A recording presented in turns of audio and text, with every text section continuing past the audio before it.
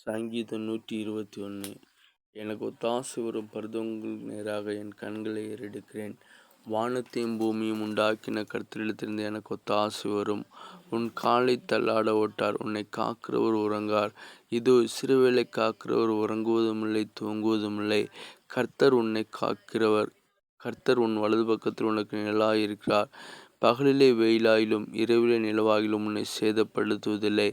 கர்த்தர் உன்னை எல்லா தீங்குக்கும் விலக்கி காப்பார். அவர் உன் ஆத்துமாவை காப்பார். கர்த்தர் உன் போக்கையும் உன் வரத்தையும் இது முதற்கொண்டு என்றைக்கும் காப்பார். ஆமென்.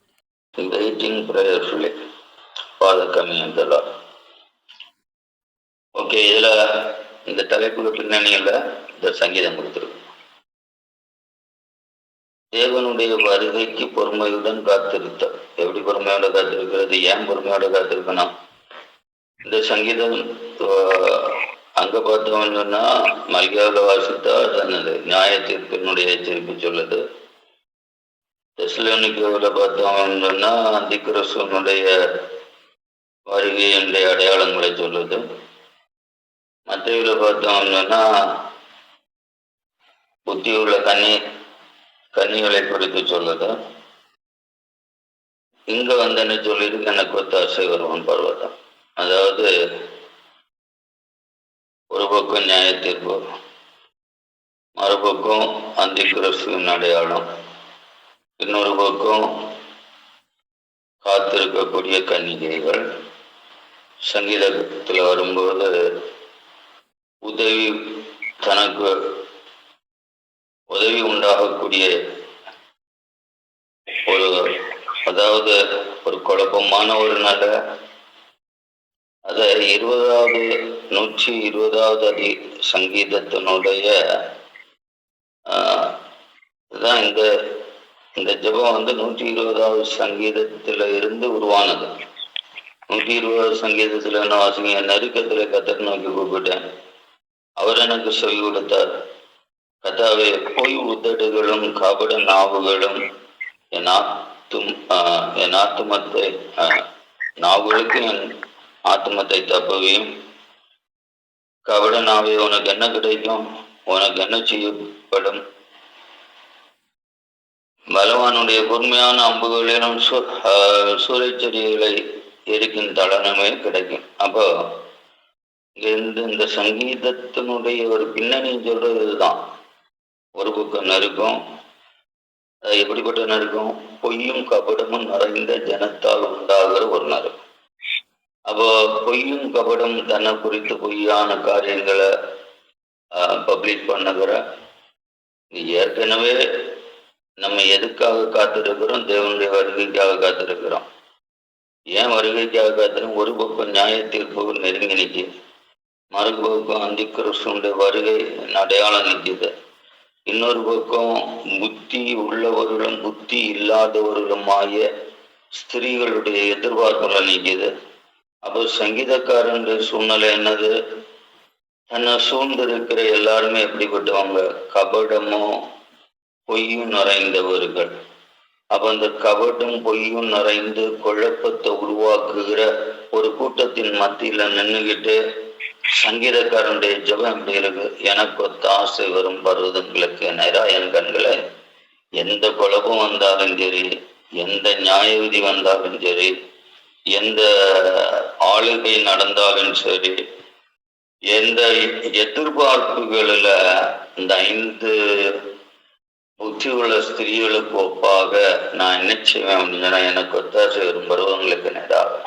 குழப்பலாம், நல்ல குழப்பம். அதாவது கபடம் அப்படின்னு சொல்றது, இந்த கபடம், வஞ்சகம், இந்த பொய், இது பயங்கரமான ஒரு நம்ம நினைக்கிற ஒரு சாதாரண ஒரு அனுபவம். ஒருவேளை யுத்த காலத்தை கூட நினைச்சதிடலாம், யுத்தம் பண்ணி ஜெயித்திடலாம். வாழ்க்கையில நம்ம கூடி இருக்கிற கூட்டம் பொய்யான கூட்டம், பொய்யர்களும் பெருமை உள்ளவர்களும், வேற என்னது இதுல பொய்யர்கள், பெருமை உள்ளவர்கள், பகைவர்கள். உள்ள பகைமை இருக்கும், வாயில பெரிய பரிசுத்தமா இருக்கும். மனசு மொத்தம் வைராக்கியம் இருக்கும். முன்னாடி பார்க்கல துதி நிறைஞ்சிருக்கும். துதிப்பா உள்ள கபடம் வஞ்சகம் இதெல்லாம் வச்சுக்கிட்டு முன்னாடி நம்மளை காணும்போது ஒரு துதியும் ஒரு புகழ்ச்சியும் காட்டிக்கிட்டு அது ஒரு பெரிய இருக்கிறதுலே மோசமான ஒரு விளைவை உருவாக்குகிறது தான் இது. ஒரு மனுஷனுடைய வாழ்க்கைக்கு விரோதமான செயல்களில் ஏற்றும் மோசமான ஒரு கிரியாகும். அப்ப இந்த நேரங்களில் நம்ப முடியாது, யாரையுமே நம்ப முடியாது. இப்படிப்பட்ட கூட்டத்துக்குள்ள இருந்தா யாரையும் நம்ப முடியாது. இது எந்த நேரமும் நமக்கு ஆபத்து நம்ம சூழ்ந்து இருக்கிறதுக்கு அடையாளம் தான் பெருமை பொய் பகன்மை. இந்த கூட்டத்தாரோட ஜீவித்து போறது அது எப்பமோ எந்த வினாடி எப்போ நமக்கு ஆபத்தை உருவாக்கும் தெரியாது. அந்த நிலைமையிலையும் தேவனுக்காய் காத்திருக்கணும் உள்ளதுதான் இங்க. அந்த நிலைமை ஐயோ பொய்யன் கபடன் பகைவன் ஓடணும் ஒழிக்கணும், அங்க போய் ஓடம் ஒழிக்க முடியாது. இந்த பொய்யனும் பகைவனும் இருக்கிற இடங்கள்ல எங்க போய் எங்க ஓடுறது, எங்க ஒழிக்கிறது, எங்க நம்மளை மறைச்சு விடன்னு தெரியாது. இந்த நிலைமையில தான் சங்கீதக்காரன் திட்டமா ஜபிக்கிற ஒரு ஜபம் தான். எனக்கு ஒத்தாசை ரொம்ப மிக்க நேரம் தன்னுடைய நிலையை சொல்றாரு. இது ஜபம் கூட சொல்ல முடியாது. நான் என்ன செய்ய போறேன் அப்படின்றத சொல்றாரு. ஏன்னு சொன்னா அன்னைக்கு இன்னொரு காரியம் என்னன்னு சொன்னா அந்த யூதியாவிலேயாக ஆலயத்தை கட்டியிருக்காங்க. ஏற்கனவே நம்ம பார்த்துருக்கோம். எப்ராஹிம்ல இருந்து மாறிடுச்சு, இப்ப கூடாரத்துல இருந்து மாறி ஆலயத்துக்கு வந்துருச்சு. இந்த நிலைமையில அந்த எருசலேம் ஆலயத்தை சுற்றிலும் மலைகள் நிறைந்திருக்கு. அதனாலதான் அவர் என்ன சொல்றாரு, எனக்கு ஒத்தாசை வரும் பருவதம். மலைகளில் போய் ஒழிக்கலாம், ஆனா பாதுகாப்புள்ள ஒரு பர்வதத்தை நான் தேடணும் அப்படின்னு சொல்றாரு. அந்த பாதுகாப்பான பர்வதம் நமக்கு ஒரு வேளையில எனக்கு என்ன செய்வோம், கிறிஸ்து தான் அப்படின்னு சொல்லி நம்ம ஸ்ட்ராங்கா சொல்லலாம். அப்ப வேற ஒரு பர்வதத்தையும் ஒரு மலையை நம்ம மறைத்துக்குள்ள ஒழித்துக்குள்ள நமக்கு புகலிடம் தேடுவதற்கு இந்த உலகத்துல எந்த ஒரு பாதுகாப்பும் இல்லை. அது எல்லாருக்கும் தெரிஞ்சுதான் ஈவன் குடும்பத்துக்குள்ளேயே கணவனே தனக்கு பாதுகாப்பா இருக்க மாட்டான், மனைவி பாதுகாப்பா இருக்க மாட்டார், பிள்ளைகள் பாதுகாப்பா இருக்க மாட்டாங்க, பெற்றோர் பாதுகாப்பா இருக்க மாட்டாங்க. அவரவருக்கு பாதுகாப்பு அவரவர் தான் தேடணும். நீ அந்த உணர்வு இல்லாம இப்போ இந்த காலகட்டத்துல எல்லாரும் பணத்தை தனக்கு பாதுகாப்பா நினைக்கிறாங்க. சிலர் பதவியை பாதுகாப்பா நினைக்கிறாங்க, சிலர் ஆஸ்தியை பாதுகாப்பா நினைக்கிறாங்க, சிலர் தங்களுடைய பலத்தை பாதுகாப்பா நினைக்கிறாங்க. இப்படி ஒவ்வொருத்தரும் ஒவ்வொரு விதமான பாதுகாப்பை நினைக்கும் போது இந்த சங்கீதம் மட்டும் நமக்கு படிக்கிற பாடம் என்னது, நமக்கு பாதுகாப்பு அப்படின்னு சொன்னா வேற ஒரு இடத்துலயும் இல்லை, வானத்தையும் பூமியை உண்டாக்கின கர்த்தர் இடத்துல இருந்துதான் நமக்கு ஒத்தாசை உதவி பாதுகாப்பு எல்லாமே வரும். வேற யாருக்கிட்ட வானத்தையும் பூமியை உண்டாக்கின கர்த்தர். ஏன்னா அந்த கர்த்தரை குறித்த ஒரு அறிவு இந்த இடத்துல தெளிவுபடுத்த வேண்டிய. வானத்தையும் பூமியை உண்டாக்கின கர்த்தர் எப்படிப்பட்டவர் அப்படிங்கிற ஒரு அறிவு இருந்தா கூட நமக்கு போதுமானது. ஏன்னா இந்த பிரபஞ்சத்தை சிருஷ்டித்தவரால் மட்டும்தான் ஒரு உண்மையான விசுவாசி பாதுகாப்பு. வேற எந்த ஒரு அபயத்தை தேடினாலும் இல்லை பாதுகாப்பு தேடினாலும் அது நமக்கு உதவி செய்யாது. அதனாலதான் நம்ம என்ன செய்யணும் அப்படின்னா கர்த்தருடைய வருகைக்கு காத்திருந்து ஜெபிக்கணும் அப்படின்ற தலைப்புல யூஸ்வலா கிறிஸ்துமஸுக்கு முன்னாடி உள்ள ஒரு தலைப்பு தான் கர்த்தருடைய வருகைக்கு முன்னாடி உள்ள காத்திருப்பின் ஜெபம். ஓகே, இந்த ஜெபத்துல என்ன பார்க்குறோம் அப்படின்னு சொன்னா இந்த சிருஷ்டிகருடைய பாதுகாப்பை எப்படி தேடி பிடிக்கிறது அப்படின்பதான்.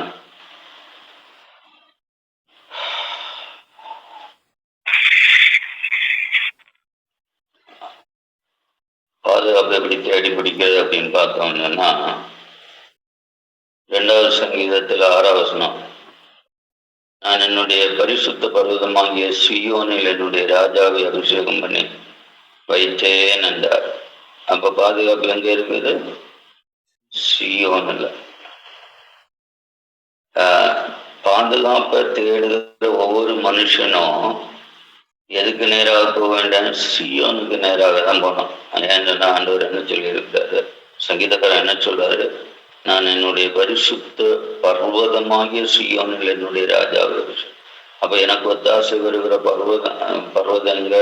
எனக்கு ஒத்தாசை வருகிற பர்வதம் எங்க இருக்கு? அது சியோன். சியோன் ஆராதனையில அபிஷேகம் பண்ணினவர்கள் இருக்கிற இடத்துல மட்டும்தான் எனக்கு என்ன இருக்கும்? பாதுகாப்பு. தேவனால் அபிஷேகம் பண்ணப்பட்ட ராஜா இயேசு. அவர் எங்க இருப்பாரோ அவர் சியோன்ல இருப்பாரு, அவர் ஆராதனையில இருப்பாரு. அதான் ஏற்கனவே ஆண்டவர் சொல்லி இருக்கிறார், 2-3 பேர் நாமத்தில் எங்க ஒரு 4 மத்தியில இருப்பாங்க. அப்ப ஆராதனைக்காக கூடுகிற இடத்துல தேவன் இருப்பார். அப்போ எனக்கு ஒத்தாசை வரும் பருவதம் எங்க? சியோன். ஆராதனையில மத்தியில வாசமா இருக்கிற கிறிஸ்து என்று சொல்லலாம். அங்கேதான் எனக்கு உதவி. அப்ப ஆராதிக்க தான் எனக்கு பாதுகாப்பு. இல்லைன்னு நான் எல்லாம் பொய்யும் பட்டராட்டமோ நியாய தீர்ப்புக்கு நிலையான ஜனமோ அந்தி கிறிஸ்துவின் வருகையின் அடையாளமோ இப்படி எல்லாமே என்னது ஒரு ஒரு குழப்பமான இந்த கான்ஃபிளிக்ட் சொல்லுவாங்க. குழப்பம். இந்த கான்ஃபிளிக்ட் ஸ்டேஜஸ்ல இருக்கும்போது எனக்கு ஒத்தாசை வருவது எங்கன்னு தெரிஞ்சுக்கிடணும். இந்த கான்ஃபிளிக்ட்ல வரும்போது சியோன் நமக்கு தேவை. சியோன்ல நேராக போகணும். அதாங்க ஒத்தாசை வருகிற பர்வதம். அடுத்து 68வது சங்கீதத்துல 15-16 என்ன தெய்வ பர்வதமாகிய தேவ பர்வதம் பாசான் பர்வதம் போல் இருக்கிறது. பாசான் பர்வதம் உயர்ந்த சிகரம் உங்களுக்குள்ள சிகரங்கள் உள்ளது. உயர்ந்த சிகரமுள்ள பர்வதங்களே ஏன் சொல்லுகிறீர்கள்? இந்த பர்வதத்தின் வாசமாய் இருக்க தேவன் விரும்புகிறார். ஆம், கர்த்தர் அதில் என்றென்றைக்கும் வாசமாய் இருப்பார். இப்போ எதை சொல்றாரு? சியோன் பர்வதத்தை பற்றி தான் சொல்றாரு. அப்போ இது எங்க? என்ன? தேவன் வாசமாய் இருக்கிற பர்வதம். அப்போ முதலாவது ஆராதனை தான். சுருக்கம் தான் ஆராதனைன்னு சொல்லக்கூடிய அந்த பர்வதம் தேவனுக்காய் காத்திருக்கல ஜெபிக்கிறது. ஆராதனைன்னு சொல்லும் போது வெறும் பாட்டு பாடி கைத்தட்டுதல் ஆராதனை. ஆராதனையுடைய ப்ராசஸ் ஏற்கனவே அவங்களுக்கு படிப்பிச்சிருக்கிறேன். அதாவது துதியும் ஆராதனை தான், ஜபமும் ஆராதனை தான், வேத வாசிப்பும் ஆராதனை தான், அடுத்தது செய்திகளும் ஆராதனை தான், அடுத்தது கொடுக்கிறதும் ஆராதனை தான். 5 வகையான ஆராதனையின் தன்மைகளும் தெரிஞ்சிருக்கணும். நம்ம ஆராதனைன்னு சொன்னோன்னு வெறும் கையை தட்டி பாடுகிறதும் ஒரு ஆள் முன்ன நின்று பாடுகிறதுன்னு ஆராதனை நினைச்சோம். இல்லை, ஆராதனையை பற்றி ஏற்கனவே கிளாஸ் எடுத்திருக்கிறோம், படிச்சிருக்கிறோம். அதில் என்னெல்லாம் இருக்கு? அதாவது ஜபம், துதி, வேத வாசிப்பு, ஆலோசனை, காணிக்கை. இந்த 5 சேர்ந்தாதான் அந்த ஆராதனை. 5 பூரணப்படுத்தும். ஆராதனை பூரணப்படுத்தும். இந்த ஆராதனை தான் எங்க? அதானே சியோன் பர்வதத்துல நடந்தது. அதாவது அந்த இடத்துல போய் ஆராதிக்கும் போது பாதுகாப்பு உண்டாச்சு. ஆராதனையில இருக்கும்போது இந்த 3 காரியம் மாறும். இதெல்லாம் மாறும். முதலாவது பரியாஸ், இங்க என்ன பார்த்தோம்? பொய், கபடம், பகைமையும். இந்த 3 எண்ணமும் ஒரு மனுஷனுக்கு வாழ்க்கையில மாறுவது எப்போ அப்படின்னா சியோனுக்கு நேராக போகும்போது. வேற எந்த இடத்துல போனாலும் இது மாறாது. இந்த பகைமை, பொய், கபடம். இந்த கபடம் சொல்றது பொய் வேற, கபடம் வேற. அந்த ஞாபகம் இருக்கணும். பொய் சொல்லாதது சொல்றது பொய், செய்யாதது சொல்றதும் பொய். கபடம் சொன்னா முன்னாடி நல்லா புகழுவான். ஐயா எவ்வளவு அருமையான ஆளு, உங்க பாட்டுல மயங்கினேன், உங்க பிரசங்கத்துல மயங்கினேன், உங்க உதவியில மயங்கினேன், உங்க எல்லாம் மயக்கத்தை பற்றி சொல்லும் கபடம். நீ அந்த பக்கம் போன உடனேயே பின்னாடி இருந்து கடிப்பு பாரு, கட்டி எப்ப தூசிப்ப பாரு. கபடத்துல தூஷணம் உண்டு, கபடத்துல பொறாம உண்டு. கபடத்துல எரிச்சல் உண்டு, கபடத்துல வைராக்கியம் உண்டு, கபடத்துல பழிவாங்கல் உண்டு.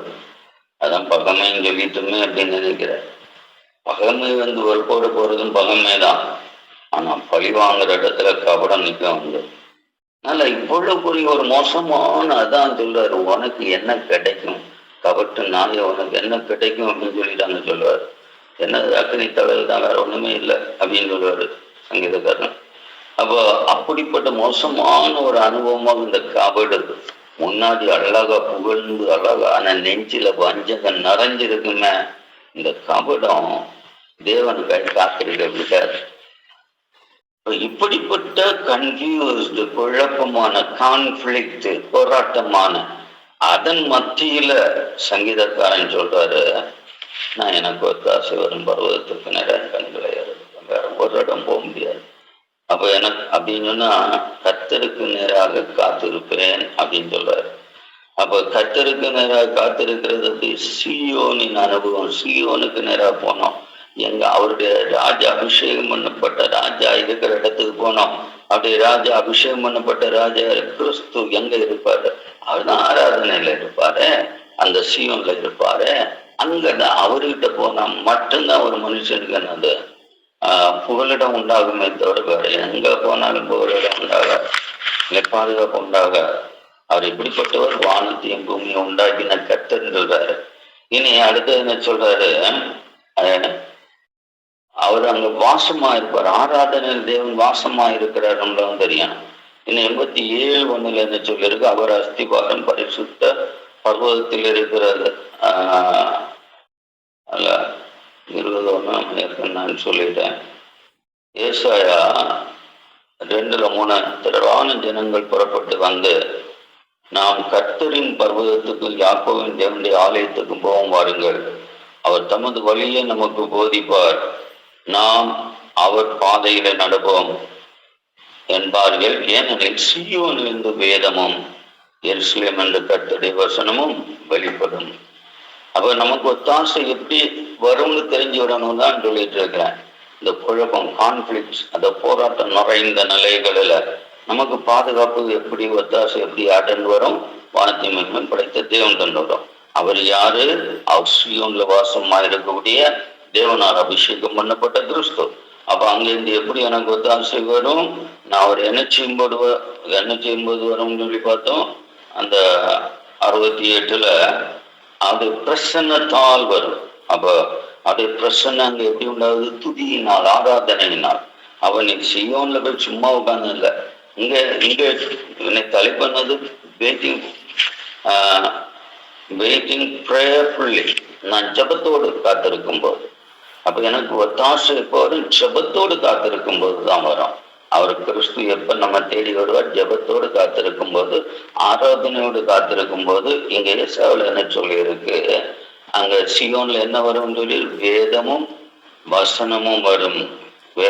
சியோனில் இருந்து வேதம் வரும், எருசலேமில் இருந்து. சியோன் ஆராதனையில வேதம் வழிபடும், ஆலயத்துல இருந்து என்னது கர்த்தருடைய வசனம் வழிபடும். வேதத்துக்கும் வசனத்துக்கும் எல்லாம் வித்தியாசம் இருக்குன்னு சொல்லி இருக்கிறேன். நான் இன்னும் அங்கிட்டு போகல. இனி அடுத்தது எரேமியா 3:23 என்ன சொல்லியிருக்கு, குன்றுகளையும் திரளான மலைகளையும் நம்புகிறது விருதா என்பது மெய், இஸ்ரவேலின் ரட்சிப்பு எங்கள் தேவனாகிய கர்த்தருக்குள் இருப்பது என்பது மெய். அப்போ புண்ணியாத்திர பலர்கள் செய்யறதுனால இந்த பிரயோஜனம் இல்லை அப்படின்றதுதான் இல்லை. கடைசியாக எல்லாம் என்ன சொல்லியிருக்கு, யூதர் கோத்திரத்தையும் தமது பிரியமான சீயோன் பர்வதத்தையும் தெரிந்து கொண்டார். அப்போ தேவன் யாரை தெரிந்து கொண்டார்களோ அவர்களுக்கு தான் வெளிப்படுவார். அதையும் தெரிஞ்சுக்கணும். யூதர்களையும் சீயோன் பர்வதம், யூத கோத்திரத்தையும் சீயோன், இது அதுக்கு பின்னாடி போனீங்கன்னு சொன்னா ஏற்கனவே நம்ம படிச்சுட்டு இருக்கனால இவர் தெளிவான அண்டர்ஸ்டாண்டிங் இருக்கும்.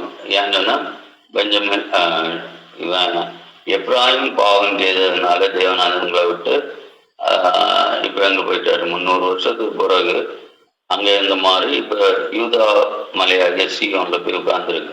இல்லை ஆமா, சீயோன் மலையில அங்கு ஆலயம் கட்டப்பட்டு இருக்கிற ஒரு அனுபவம் நமக்கு எல்லாரும் தெரியும். அதனால தேவன் எப்பவுமே வேதமும் 3 இடத்துல இருப்பார். ஆராதனை, வேதம், வசனம்.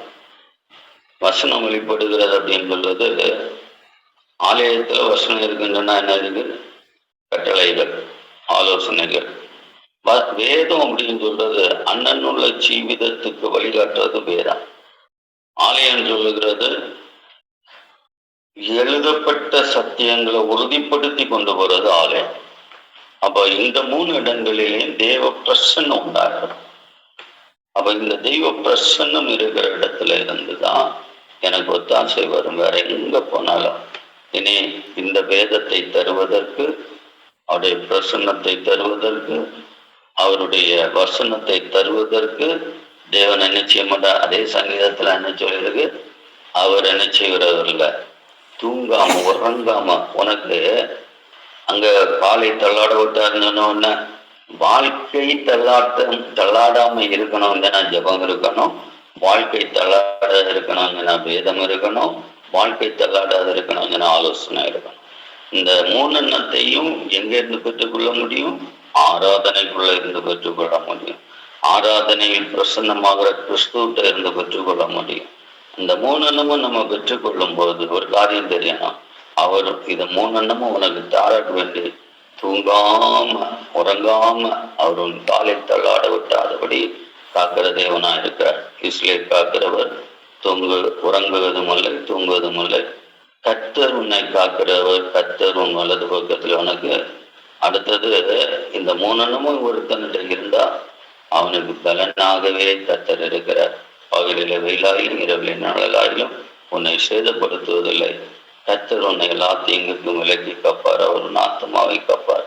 கர்த்தர் உன் போக்கையும் வரத்தையும் எது முதல் கொண்டு ஜெபித்து ஆராதித்து ஜெபித்து வேதத்தை கேட்டு போதனையில நடக்கிற ஒவ்வொரு மனுஷனுக்கும் அவர் இது முதற்கொண்டு போக்கையும் வரத்தையும் ஆசீர்வதிப்பார். நம்ம இந்த 3 இல்லாம கபடம், பொய், பகமை, இந்த 3 சுமக்கிறவங்களுக்கு அல்ல. இந்த 3ல இருந்து வெளியே வந்து தேவனை ஆராதித்து குழப்பமான நிலைமைகளில தன்னை தெளிவுபடுத்தி கொண்ட தாவீதை போல நம்முடைய வாழ்க்கையை தெளிவுபடுத்தி நடப்போம்னா இந்த நாள் தேவனுடைய என்னெல்லாம் கிடைக்கும்? ஆலோசனை கிடைக்கும், அவருடைய பிரசன்னம் கிடைக்கும், அவருடைய ஆசீர்வாதம் கிடைக்கும். ஆலோசனை, பிரசன்னம், ஆசீர்வாதம். அதான் 21ஆம் சங்கீதத்துல 121ஆம் சங்கீதம் நமக்கு காட்டுகிற ஆலோசனை. தேவன் உன்னை நடத்தி சொல்லும் விதம் அப்படின்னு சொல்றார். அவரை ஆராதித்து வேதத்தை தேடி ஆலோசனையை கேட்டு நடக்கிற ஜெப ஜீவிதம் உள்ள ஒவ்வொரு மனுஷனுக்கும் அவர் தூங்காம இருந்து பாதுகாப்பு கொடுத்து அவருடைய பிரசன்னத்துல நிறைத்து உன் வாழ்க்கையை தீமை இல்லாத ஆசீர்வாதங்களை உனக்கு வெளிப்படுத்துகிற கர்த்தர்னு சொல்லி இந்த சங்கீதம் சொல்லுது. இந்த வார்த்தைகளின் பிரகாரம் கர்த்தர் இந்த நாளையும் இந்த நாளின் ஆசீர்வாதத்தையும் நமக்கு தரத்தக்கதாய் நம்முடைய இருதயத்தை ஆண்டவருக்கு நேராக உயர்த்துவோம். இந்த பகற்காலம் உள்ள ஆராதனையில பங்கெடுக்கிற ஜனம் மட்டுமல்ல, இதுக்கு ஆயத்தமாய் போகிற நம்ம எல்லாருடைய வாழ்க்கையிலும் தேவ பிரசன்னமாகுதல், சியோனின் அனுபவம். ஆமென். அந்த சியோனுக்கு அபிஷேகம் பண்ணப்பட்ட, சியோனுக்காக அபிஷேகம் பண்ணப்பட்ட ராஜாவுடைய பிரசன்னம் இப்பவுமே என்னில உருவாகட்டும் என்று சொல்லி ஆண்டவரோடு கூட நம்முடைய இருதயத்தை சமர்ப்பித்து நம் செபிப்போம். எங்கள் அன்பின் நல்ல ஆண்டவரை, இந்த ஓய்வு நாளின் காலை வேளைக்காக உமக்கு ஸ்தோத்திரம். ஆண்டவரை, உம்முடைய வருகைக்கு வேண்டி ஜெபத்தோடு காத்திருக்கிற ஒரு திருச்சபையாய், உண்மையான திருச்சபையாய், கிறிஸ்துமஸ் ஆராதனையின் சிந்தனை மட்டுமல்ல, யதார்த்தமான உடைய வருகை ஒன்று உண்டு ஆண்டவரை. கிறிஸ்துமஸ் காலேஜ் ஜெபத்துக்காக மட்டுமல்ல ஆண்டவரை. அப்பா, உங்களுடைய எதிர்காலம் ஆண்டவரை, யதார்த்தமான ஒரு வருகை இருக்கிறதப்பா ஆண்டவரை. உலகத்தின் யுத்தங்கள் ஆண்டவரை டிக்ளேர் பண்ணப்பட்டதாய் நேற்றைய தினம் ஆண்டவரை உக்ரைன்ல ஆரம்பிக்கப்பட்ட யுத்தம், இது உலக யுத்தம் தான் என்று சொல்லி பலரும் ஆண்டவரை செய்திகள் வந்து கொண்டிருக்கிறது ஆண்டவரை. இந்த உலக யுத்த நாட்கள் ஆண்டவரை வெளிப்பட்டு கொண்டிருக்கிறதுக்கு தாவ இந்த நேரத்திற்கு தாவ எல்லாருடைய இருதயங்களுக்கு தாவ உம்முடைய வருகை ஆண்டவரே இந்த குழப்பமான நிலைமையில, ஆண்டவரே இந்த பயங்கரமான சூழ்நிலையில யாரும் யாருக்கும் உதவ முடியாத ஆண்டவரே ஒரு காலம் வரப்போகிறது. ஆண்டவரே தகப்பன் பிள்ளைக்கும் உதவ முடியாது, பிள்ளை தகப்பனுக்கும் உதவ முடியாது. ஆண்டவரே கணவன் மனைவிக்கோ, மனைவி கணவனுக்கோ, உறவுகள் ஆண்டவரே உறவுகளுக்கோ உதவ முடியாத ஒரு பயங்கரமான ஆண்டவரை கைவிடப்படக்கூடிய ஒரு பயங்கர நிலைமை. ஆண்டவரை கொள்ளை நோய்கள் இன்னும் திரும்பவும் ஆண்டவரை இந்த பூமி ஆள்கொள்ள போகிறது. ஆண்டவரை இப்படிப்பட்டதான சூழ்நிலையில் ஆண்டவரை எங்கள் ஜெப ஜீவிதம் ஆண்டவரை நிர்விசாரத்தின் ஜெபமாய், பொய்யின் ஜெபமாய், பெருமையின் ஜெபமாய், ஆண்டவரை பகமையின் ஜனமாய், ஆண்டவரை அகந்தையின் ஜனமாய் ஜெபமாய் ஆண்டவரை வாழ்க்கையில இருக்கும் சொன்னா, ஆண்டவரை அபிஷேகம் எங்களை விடுவிக்கும்படியாய் சீயோனினாக அபிஷேகிக்கப்பட்ட ராஜாவாய் கிறிஸ்து எங்களுக்குள்ள வர முடியாமல் போய்விடுங்க. அந்த உணர்வுள்ள ஒரு ஜெப ஜீவிதம் ஒவ்வொருவருக்கும் உண்டாய். ஆண்டவரை நிஷ்கலங்க ஜெப ஜீவிதம், ஆண்டவரை கபடமில்லாத ஜெப ஜீவிதம், பொய்யில்லாத ஜெப ஜீவிதம், பெருமை இல்லாத ஜெப ஜீவிதம், அகந்தை வராத ஜெப ஜீவிதம், வேற்றுமை எண்ணம் கொள்ளாத ஜெப ஜீவிதம் ஆண்டவரை அடியனில் அடியார்களுக்குள்ள நீர் உருவாக்கி எங்களை நடத்தும்படி ஆட்சேபிக்கிறோம். ஆண்டவரை அப்படியா நீர் செய்ய போறதுக்கு ஸ்தோத்திரம். ஆண்டவரை அருமை பிள்ளைகள் எல்லாருடைய வாழ்க்கையிலும் ஆண்டவரை அந்த வேதத்தின் மறைபொருள்களை வெளிப்படுத்தி ஆண்டவரே எங்கள் வாழ்க்கையில ஆண்டவரை எங்களை உறங்காது காக்கிற தேவன் எப்போது எங்களுக்குள்ள ஆண்டவரை உம்முடைய பிரசன்னத்தையும் ஆலோசனையும் ஆண்டவரே வேதத்தையும் ஆலோசனையும் தந்து எங்களுக்கு துணையாய் நின்று எங்களுக்கு ஆண்டவரை பாதுகாப்பை தருகிற உம்முடைய சமூகத்தை நாடுகிற யதார்த்தமான ஒரு அனுபவத்தை ஆண்டவரை, உண்மையான ஒரு அனுபவத்தை, உண்மையான ஒரு மனநிலைமையை, உண்மையான ஆண்டவரை தெளிவை கர்த்தர் எங்களுக்கு உருவாக்குங்க. ஆண்டவரை பெருமைகள் ஆண்டவரை வெளிப்பட்டு கொண்டிருக்கிறது. ஆண்டவரை பழிகள் ஆண்டவரை அப்ப தன்னை குறித்த பெருமையான எண்ணங்கள் எங்களிலே வந்தாலே ஆண்டவரை ஆண்டவரை அந்தி கிறிஸ்துவனுடைய அடையாளம் எங்களுக்குள்ளே வெளிப்படுகிறது. ஆண்டவரை ஆண்டவரை அந்தி கிறிஸ்து யார் என்று சொல்லி தெசலோனிக்கேயர் வாசிக்கிறான். ஆண்டவரை அவன் தன்னை பெருமைப்படுத்தி தன்னை ஆராதனைக்குரியவனாய் வெளிப்படுத்துவான் என்று சொல்லி பார்க்கிறோம்.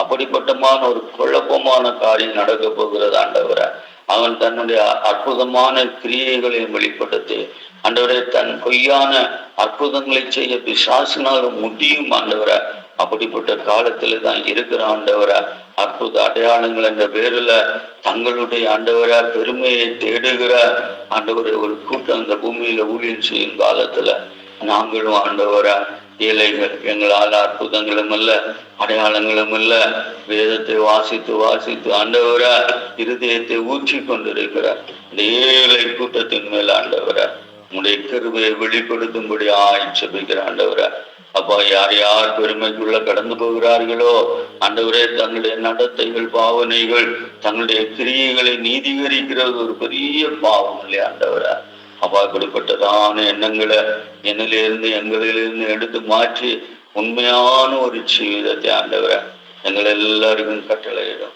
நாங்கள் எப்போதுங்க தாவ வந்தடையத்தக்க கண்மலையாகிய கிறிஸ்துவிட்ட எங்களை ஒப்பு கொடுக்க எங்களுக்கு கிருபை செய்யும். அந்த 5 ஸ்திரீகளைப் போல ஒரு நேரம் ஆண்டவரை எண்ணெய் குறையாத தீவட்டிகளை ஆண்டவரை அப்பா எப்பொழுதும் ஆயத்தமாய் வைத்திருக்கிற அந்த அனுபவத்துக்குள்ள எங்களை நடத்தும்.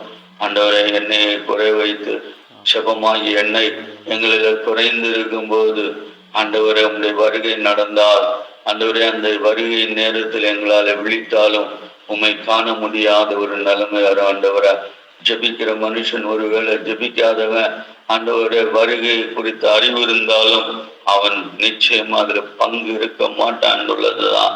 அந்த எண்ணெய் இல்லாத ஸ்திரீகள் ஆண்டவரை வேதத்தை குறித்த அறிவு இருக்கலாம், ஆண்டவரை ஆராதனையை குறித்த அறிவு இருக்கலாம், ஆலோசனைகளை குறித்த அறிவு இருக்கலாம். ஆனா எங்க ஜபம் இல்லையோ அங்க எண்ணெய் குறைந்து போன அனுபவம் உள்ளத இந்த பாடங்களின் மூலமா எங்களை படிப்பித்து தந்திருக்கிறேன். ஜபம் இல்லாத ஒரு இடத்துல ஆண்டவரை நிச்சயமாய் கட்டாவ உம்மை தரிசிக்க முடியாது. கட்டாவ வேதத்தை மட்டும் வாசித்தோம் ஆண்டவரை அப்ப ஆராதனையில பங்கெடுத்து மட்டும் ஆண்டவரை எந்த மனுஷனும் இவைகள் பிரகாசிக்க வேண்டும் என்றால் தனி ஜப ஜீவிதத்தினுடைய ஆழத்தை எங்களுக்கு போதித்திருக்கிறேன் ஆண்டவரை. தனிமையில் நாங்கள் ஜெபிக்கணும் ஆண்டவரை. தனிப்பட்ட முறையின் ஜபம் ஆண்டவரே, தியான ஜபம், சமர்ப்பண ஜபம் ஆண்டவரே, ஒப்பு கொடுப்பின் ஜபம் ஆண்டவரே, முழங்கால் ஜபம் ஆண்டவரே, தாசு வரும் பருவத்துக்கு நேராய் கண்களை ஏறெடுக்கிற ஜபம், குழப்பங்களை நீக்குகிற ஜபம் எனக்குள்ளே எங்களுக்குள்ளே இல்லாத பட்சம் ஆண்டவரை நிச்சயமாய் எங்கள் ஆத்மா விழிச்சோம் ஆண்டவரை ஆராதனையில வெளிப்படாது. வசனத்தை கேட்கும் போது உணர்வு உண்டாகாது. ஆராதனை புரியாது. ஆண்டவரை ஜெபிக்காது யார் ஆராதனையில பங்கெடுத்தாலும் ஆண்டவரே அது பிரயோஜனமற்றது. ஆண்டவரை இது இந்த திருச்சபைக்கு எவ்வளவு சொன்னாலும் ஆண்டவரே, இந்த திருச்சபை ஆண்டவரை அப்பா உலக திருச்சபையார் ஆண்டவரை, பாரம்பரிய கொள்கை கொண்ட ஒரு திருச்சபையாய், மனம் திரும்புதலை மறக்கிற ஒரு திருச்சபையாய், வெளிப்பாட்டுக்கு தூரமான ஒரு திருச்சபையாய், வசனத்தை ஆண்டவரை ஏற்றுக்கொள்ள முடியாத கடின இருதயம் கொண்ட ஒரு திருச்சபை ஆண்டவரை, இந்த திருச்சபைக்குள் கர்த்தருடைய கிரியை வெளிப்படுகிற ஒரு நாளாய் மாற ஆண்டவரை மனவேதனையோடு இந்த காலையில் சபைக்கிற தூரத்துல இருக்கலாம் ஆண்டவரை, ஆராதனையில இல்லாமல் இருக்கலாம் ஆண்டவரை. ஆனாலும் தந்த குடும்பங்கள் ஆண்டவரை ஆராதனையுடைய மகிமைக்கு ஆண்டவரை இறங்கி வராத ஒரு நிலைமையை நீர் அறிகிறீர் ஆண்டவரை. ஆண்டவரை ஆராதனைக்குள்ள ஆண்டவரை இருக்கிறவர்களுக்குள்ளேயும் ஆண்டவரை பொய்க்கும் கபடத்துக்கும் பகமைக்கும் இடம் கொடுக்கிறவர்களாய் ஆண்டவரே எங்களை மாற்றிக்கொள்ளாதபடி ஆக மொத்தம் ஆண்டவரை கான்ஃபிளிக்ட் குழப்பமான புரிதலற்ற ஒரு காலமாயிருக்கிறது. ஒருவர் புரிந்து கொள்ள முடியாத ஒரு காலம் ஆண்டவரை. அப்பா அப்படிப்பட்ட நிலைமையில புரிதல் இல்லாத ஆராதனை ஆண்டவரே எங்கள் சபைக்குள்ளே நடக்காதபடி ஆண்டவரே ஒரு புரிதலின் ஆராதனை ஆண்டவரே, என்னை குறையாத ஒரு ஆராதனை ஜெபம் ஆண்டவர் ஒரு நேரத்திலே ஆண்டவரை அப்பா அது குறைந்து போகாத ஒரு அனுபவத்தை இந்த ஆராதிக்கிற ஜனத்துக்குள்ள நீர் உருவாக்க எண்ணிய அடியனுக்குள்ள உருவாக்க ஆண்டவரை இந்த காலையில் எழும்பின எங்களுக்குள்ள அதை உறுதிப்படுத்த நாங்கள் செபிக்கிறோம். தடைகள் எல்லாவற்றையும் நீக்கும். விசேஷமா இந்த நாளில் ஆண்டவரை என் சபைக்குள்ள வருகிறான எளிய பிள்ளைகள் ஆண்டவரை திட்டவர்கள் விதவைகள் ஆண்டவரை எல்லாரையும் களத்தில் ஒப்பு கொடுக்கிறோம். தனிமையின் போராட்டத்தில் இருக்கிற பிள்ளைகள், எதிர்கால பயத்தில் இருக்கிற எல்லாரையும் சந்திக்கும்படி ஆய்ச்சபிக்கிறோம். சின்ன பிள்ளைகளுக்கு ஆய்ச்சபிக்கிறோம். கத்தடைய கரம் கூடி இருக்கட்டும், பாதுகாப்பு கொடுக்கட்டும். அதுபோல கத்தாவை படிக்கும் பிள்ளைகள், வாலிபங்கள், தூர தேசத்துல வெளிநாடுகளில் இருக்கிற பிள்ளைகள் ஆண்டவரை வெளிநாடுகளில் ஆண்டவரை அப்பா தன்னுடைய தனிமை உணராதபடி ஆராதிக்க முடியவில்லை. இந்த ஆராதனை நாளாயிருந்தாலும் ஆண்டவரை வேலையான நாளாயிருக்கிறது என்று சொல்லி இயங்குகிறதான நம்முடைய பிள்ளைகளுக்கு ஆண்டவரை துணை நிற்கும்படியாய் நாங்கள் நிற்கிறோம். ஆண்டவரை செபிக்கிறோம், ஒவ்வொரு ஒப்பு கொடுக்கிறோம்.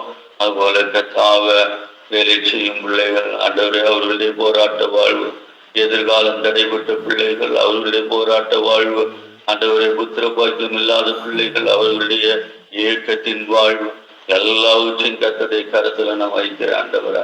உங்களுடைய அனாதி தீர்மானம் எதுவோ அது நடக்கட்டும் ஆண்டவரா. கர்த்தருடைய வேதம் சொல்லுகிறதை நாங்கள் நம்பட்டும் ஆண்டவரா.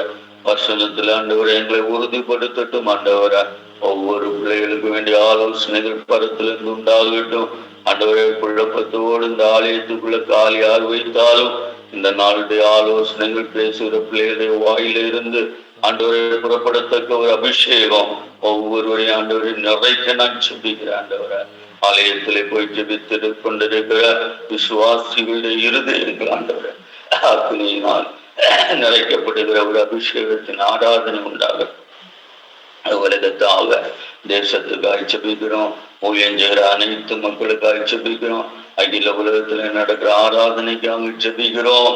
ஆண்டவரை ஆவேசத்தையும் ஆண்டவரை பரதேசத்தையும் காட்டுகிற ஒரு ஆராதனை நாள் அல்ல, அர்த்தமுள்ள ஒரு ஆராதனை நாளாய் மாற்ற ஆண்டவருடைய ஆலோசனைகள் பூமியில வெளிப்பட செபிக்கிறேன். இன்னும் தாவை பாரத தேசத்துக்காக விக்கிரகம் ஆண்டவரை தன்னுடைய 100வது ஆண்டை கொண்டாடுகிறார். ஆண்டவரை ஒரு பெரிய ஆண்டவரை கொந்தளிப்பு நாட்களை அடுத்த ஆண்டு முடியும் ஆண்டவரை. அந்த ஆண்டவரை 25 கால் வைக்கும் போது விக்கிரகத்தினுடைய ஆண்டவரை ஸ்தாபகமான ஆண்டவரை 100வது ஆண்டு ஆண்டவர் அதை நினைவு வரும்போது கர்த்தாவே இந்த பூமியில என்ன நீர் வைத்திருக்கிறீர் என்பது ஆண்டவரை அப்பா அதனுடைய கொண்டாட்டத்துக்காக ஒருங்குகிறது. ஆண்டவரே இந்த பயங்கர ஒரு ஆண்டவரை அப்பா வஞ்சிக்கப்பட்ட பாரதம் ஆண்டவரை விடுவிக்கப்படும் நாளாய் ஆண்டவரை அடுத்த ஆண்டு நீர் மாற்றம் ஒரு வருட ஆண்டவரை கொண்டாட்டம் அந்த பாதையில ஆண்டவரை இந்த விக்கிரகங்கள் ஆண்டவரை 100வது வருஷம் நிறைவுபடுத்துகிறோம் என்று சொல்லுகிற வேளையில ஆண்டவரை அதை அழிந்து ஆண்டவரை அது மொத்தம் ஆண்டவரை தரிப்பணமாகிற எங்கள் கண்கள் காண கர்த்தாவே வேதத்தையும் ஜெபத்தையும் ஆண்டவரை பற்றி நடக்கிற எங்களை நீர் வெட்கப்படுத்தாதிருக்க நாங்கள் செபிக்கிறோம். அதை கர்த்தர் செய்வீர் என்று நம்புகிறோம். ஆண்டவரை அந்த கூட்டம் மொத்தமாய் அழிகிற நாட்களை கர்த்தர் உருவாக்கும். விக்கிரகத்தினுடைய எல்லா ஆண்டவர பெருமைகளும் அழிகிற நாட்களை காண கிருபைத்தார். தடைகளை நீக்கும் இயேசு நாமத்துல செபித்து ஒப்புக் கொடுக்கிற நல்ல பிதாவே ஆம்.